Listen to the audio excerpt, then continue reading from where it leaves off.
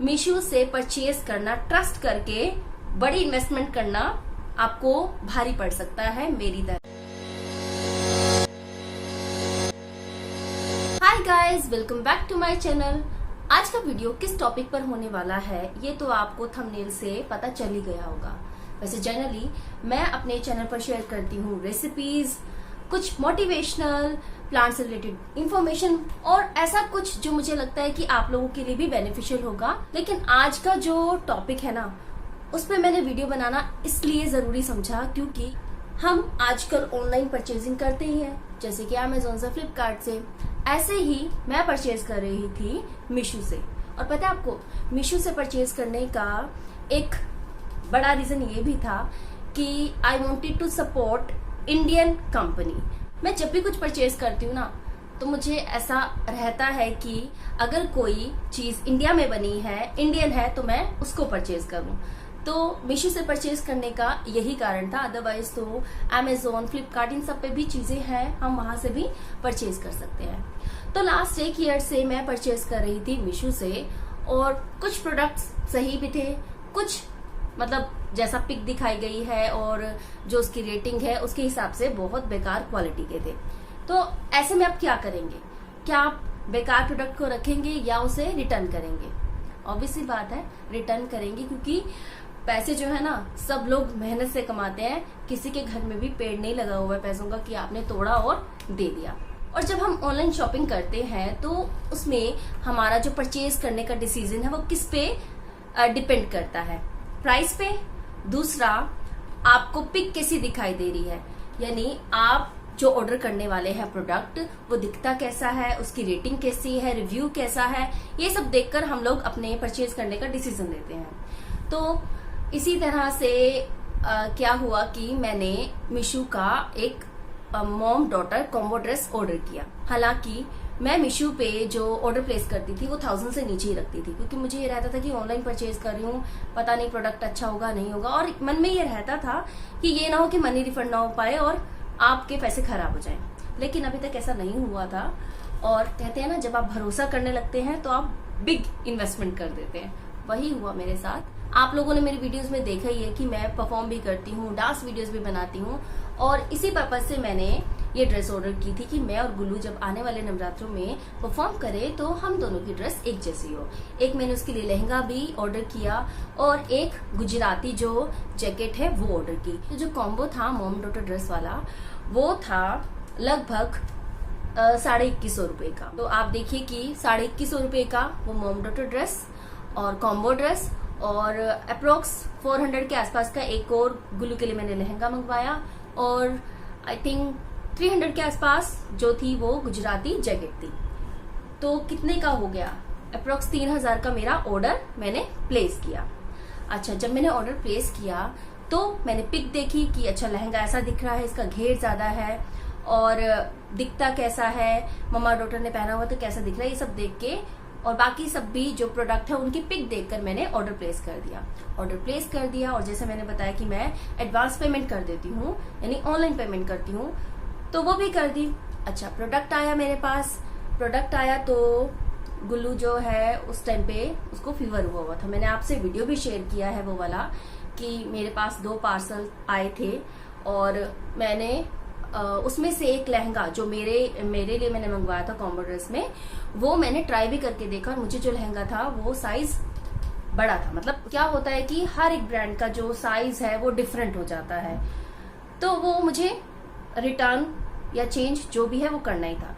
Return करने का मैंने इसलिए सोचा क्योंकि जो क्वालिटी थी ना उस प्रोडक्ट की वो अच्छी नहीं थी। जिस पर्पज से मैंने लिया था कि मैं और गुल्लू नवरात्रि में उसको पहन पाए और मेरा डांस परफॉर्मेंस है उसमें मैं यूज कर पाऊँ, क्योंकि मैं ना रेंट पे लेना ना प्रेफर नहीं करती हूँ। मुझे ऐसा लगता है कि ठीक है रेंट पर एक बार ले लिया, लेकिन मेरे तरह जिसको वीडियोस बनानी हो, डांस वीडियोस बनानी हो और अपलोड करनी हो, और मैं ट्राई करती हूँ कि अगर मैं कोई डांस परफॉर्म कर रही हूँ ना तो वो मैं एक प्रॉपर कॉस्ट्यूम में करूँ। तो इस पर्पज से मैंने इसको लिया था, तो वो सॉल्व नहीं हो रहा था। और लहंगे का जो कपड़ा था काफी थिन था, अभी दिखाती भी हूँ आपको मैं।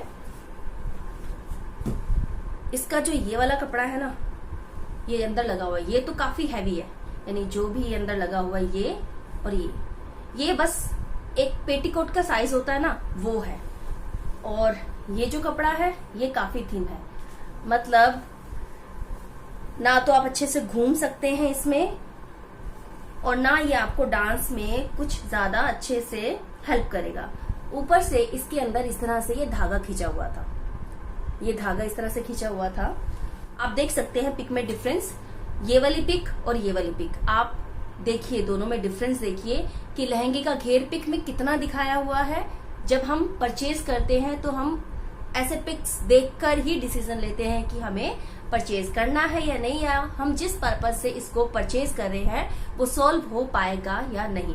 दूसरा, पिक में जो ब्लाउज दिखाया हुआ है ना, टॉप दिखाया हुआ है, उसमें जो हुक्स है वो आगे की तरफ है और एक्चुअल में हुक कहाँ है, पीछे की तरफ है। तो भाई जब आप कंफर्टेबल नहीं हो ऐसे ब्लाउज में तो आप उसको कैसे परचेज करोगे?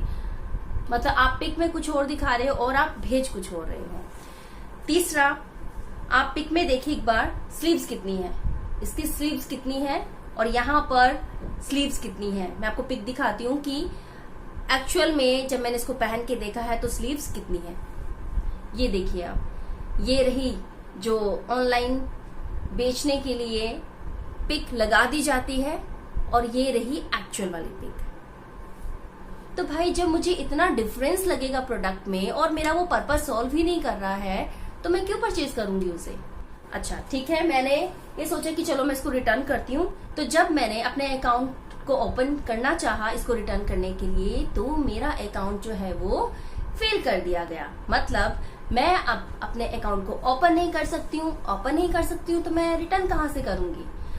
जब मैंने हेल्प सेंटर को फोन किया तो उनका बस एक ही आंसर था, माफी चाहेंगे, हम इसमें कुछ नहीं कर सकते हैं, आपके रिटर्न्स ज्यादा थे, इस वजह से आपका अकाउंट ब्लॉक कर दिया गया है, आप अब उस पर एक्सचेंज नहीं कर सकते, रिटर्न नहीं कर सकते।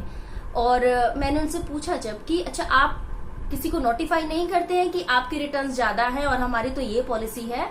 तो शी इज सेइंग कि आप गूगल शीट पे जाके टर्म्स एंड कंडीशन पढ़िए। भाई जब आपको लग रहा है कि इस नंबर से आपके रिटर्न्स ज्यादा आ रहे हैं, मान लिया, अब बात तो ये है कि भाई कोई चीज पसंद आएगी तभी तो खरीदा जाएगा ना। चीज पसंद नहीं आ रही है, आपका प्रोडक्ट बेकार है, उसकी क्वालिटी बेकार है, बस हमने पैसे दे दिए हैं और हमें आपके क्या क्या मीशो को बढ़ाना है, इसलिए हमें रिटर्न नहीं करना चाहिए। आप ये चाहते हो क्या? आप ये चाहते हो क्या कि आप लोगों का बेनिफिट होता रहे और हमारे जैसे लोग परेशान होते रहे? तो आप सोचिए कि जब मैं ऑर्डर प्लेस कर रही हूँ उन्होंने मुझे तब नहीं रोका है या तब मुझे ब्लॉक नहीं किया है। और मैंने आपको बोला मैं इतना बड़ा ऑर्डर प्लेस करती भी नहीं हूँ ऑनलाइन, मेरा लिमिट रहता है 500 to 1000, उससे ज्यादा मैं प्लेस नहीं करती हूँ ऑनलाइन। बस एक ट्रस्ट करके कि हाँ पैसे आ जाएंगे अगर कुछ गड़बड़ हुआ तो, अगर प्रोडक्ट पसंद नहीं आया तो। आप सोचिए कि जैसे ही मैंने 3000 का ऑर्डर प्लेस किया है, उसका मैं ना तो रिटर्न कर सकती हूँ कि मुझे पसंद नहीं आया, तो मेरे पास ऑप्शन नहीं है कि मैं इसको रिटर्न कर पाऊँ, मैं एक्सचेंज कर पाऊँ, मेरे पास ऑप्शन नहीं है उसका।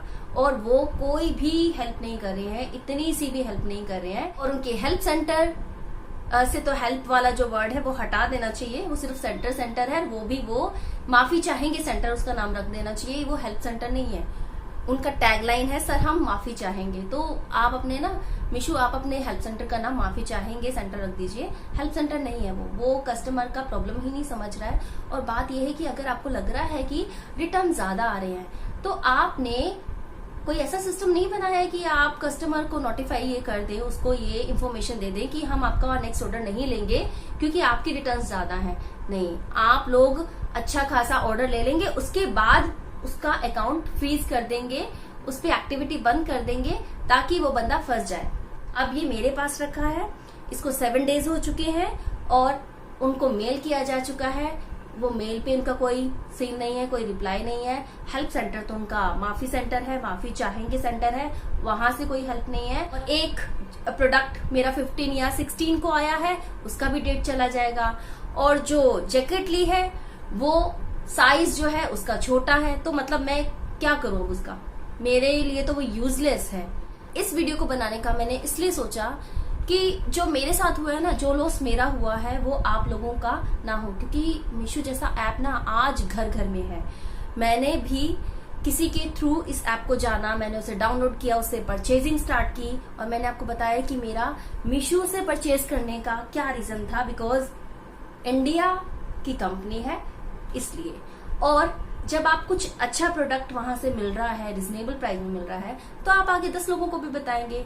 तो मैंने भी किसी को बताया है, मेरे थ्रू भी बहुत सारे लोगों को जो है मीशो ऐप का पता चला और वो लोग उससे परचेज कर रहे हैं या करने जा रहे हैं। तो मैं 1 to 1 तो किसी को भी जाके नहीं बोल सकती हूँ, चाहे वो मेरे फैमिली मेंबर हो या फिर मेरे नॉन हो या फिर मेरी यूट्यूब फैमिली हो या फिर कोई भी ऐसा यूजर जो मीशो को यूज कर रहा है। तो please be aware, it's my humble request कि अगर आप मीशो को यूज कर रहे हैं तो मीशो आपके साथ ऐसा कर सकता है। जैसे मैंने 3000 का इन्वेस्टमेंट इसमें किया और उन्होंने परचेज ऑर्डर लेने के बाद अकाउंट को कर दिया है क्लोज। मैं उस पर कोई एक्टिविटी नहीं कर सकती। अब जो मेरे पास वहां से आ गया है ना, वो मेरे घर पे है। मतलब मैं उसको देखकर ये सोचती हूँ मेरे 3000 रुपए खराब हो गए। और पता है, जब मुझे पता चला कि मैं एक्टिविटी कोई नहीं कर सकती हूँ, अभी मैं कोई परचेज नहीं कर सकती, मैं रिटर्न नहीं कर सकती। परचेज तो आप छोड़ो, जब एक बार कहते हैं ना कि दूध का जला हुआ छाछ को भी फूक फूक कर पीता है, तो मीशो से परचेज करने का तो मतलब ही नहीं बनता है। इवन मैं तो किसी भी ऑनलाइन प्लेटफॉर्म से ना अब परचेज करने का सोचूंगी नहीं, क्योंकि अगर आप कस्टमर को ये ऑप्शन नहीं दे रहे हो कि प्रोडक्ट को चेंज कर सके, रिटर्न कर सके, तो आपसे कौन खरीदेगा। मतलब आपकी पिक्स देखकर, पिक्स आप किसी की भी लगा दो, कितने भी अच्छे प्रोडक्ट की आप लगा दो, जो एक्चुअल में है उससे डिफरेंट आप पिक लगा दो, तो पिक देखकर अगर लोग खरीदते रहेंगे और आप उनको ऑप्शन ही नहीं देंगे तो कौन खरीदेगा। तो मुझे ऐसा लगता है कि जिस कंफर्ट जोन की वजह से मैं सोचती थी ना कि नहीं, घर से बाहर नहीं निकलना पड़ेगा, कौन जाएगा वैष्णवी को लेकर, कौन मार्केट में इधर उधर घूमेगा, चलो है ना ऐप, मीशो से मैं परचेज कर लूंगी।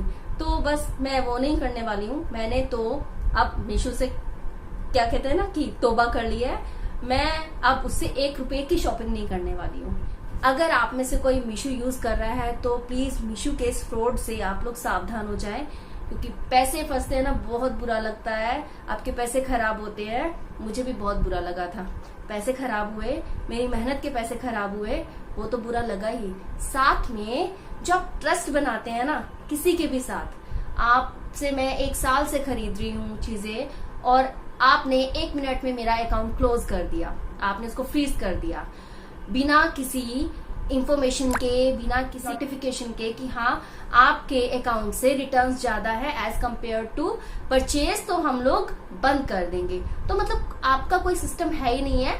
आप बस कस्टमर को ये बोलेंगे जाके गूगल शीट पर पढ़ लीजिए। और अगर आपका भी कोई ऐसा एक्सपीरियंस हो मीशो के साथ या किसी भी ऑनलाइन परचेजिंग ऐप के साथ, तो प्लीज मुझसे शेयर कीजिएगा, कमेंट कीजिएगा, क्योंकि ये लोग माउथ टू माउथ पब्लिसिटी समझते हैं। तो इनको ये भी पता होना चाहिए कि अगर आप कस्टमर के साथ ऐसा करते हैं तो क्या होता है, क्योंकि हम एक दूसरे को इन्फॉर्म नहीं करेंगे तो ये तो आके इन्फॉर्म नहीं करेंगे ना कि हम लोग इस तरह से फ्रॉड कर रहे हैं। कि मैंने भी कभी नहीं सुना था कि कोई इस तरह से फ्रॉड करता है कि आपको सामान बेच दिया और उसके बाद वो रिटर्न नहीं ले रहा है क्योंकि आप फंस गए हैं, आपके पैसे रिफंड नहीं होंगे। आपको जो कचरा दे दिया है, जो प्रोडक्ट दे दिया है, आप बस उसको अपने पास रखें और सोचते रहें कि आपके पैसे खराब हो गए।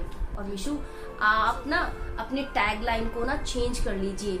आप लोग बड़ा प्रमोशन करते थे ना, हाउसवाइफ है, पैसे कमाना चाहती हैं, तो मीशो आप ज्वाइन कीजिए। तो आप अपने टैग लाइन को चेंज कर लीजिए, घर बैठे पैसे गवाएं, वो मीशो आपको सिखा देगा कि कैसे गवाना है। तो चलिए मैं आपसे मिलती हूँ नेक्स्ट वीडियो में।